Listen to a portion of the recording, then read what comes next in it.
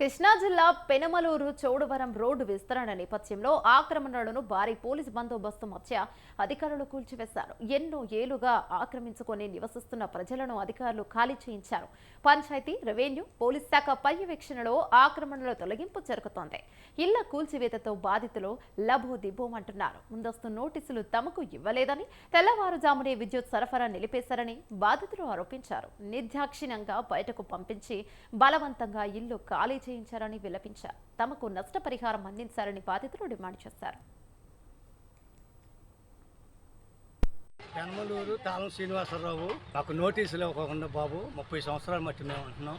టిఫిన్లు చేయకోకుండా, నోటీసులు ఇవ్వకోకుండా కలెక్టర్ గారు, ఆర్ఐ గారు, ఎంఆర్ఓ గారు, ఈ ఊరు సర్పంచ్ ప్రెసిడెంట్ గారు కానీ, ఎమ్మెల్యే గారు కానీ మాకు ఏమి నోటీసులు ఇవ్వకోకుండాను రేత్రి 6ంటికి పడక మంచాల మీదే ప్రజల చిన్నపిల్లలతో సహా దయాదాక్షాలు మా మీద కనికరం చూపుకోకుండాను, టిఫిన్లు చేయకోకుండాను ఇంటింటికి 10 లక్షల నష్టపరిహారంతో ఇల్లు కోలబోటు చేశారు బాబు.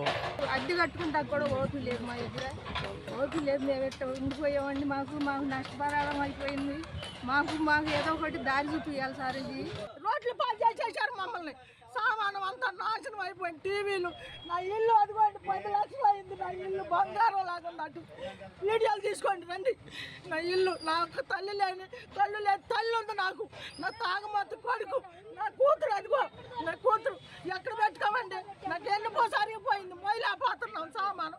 తిరూరు పట్టణం శివారు ఆంధ్ర తెలంగాణ బోర్డర్ చెక్ పోస్టులో పశువుల సంత దగ్గర మన వాళ్ళు చెక్ చేస్తుండగా అనుమానాస్పద పరిస్థితుల్లో ఒక ఆమె తిరుగుతూ ఉంటే ఆమెను ప్రశ్నించినప్పుడు ఈ నేరం ఒప్పుకోవడం జరిగింది.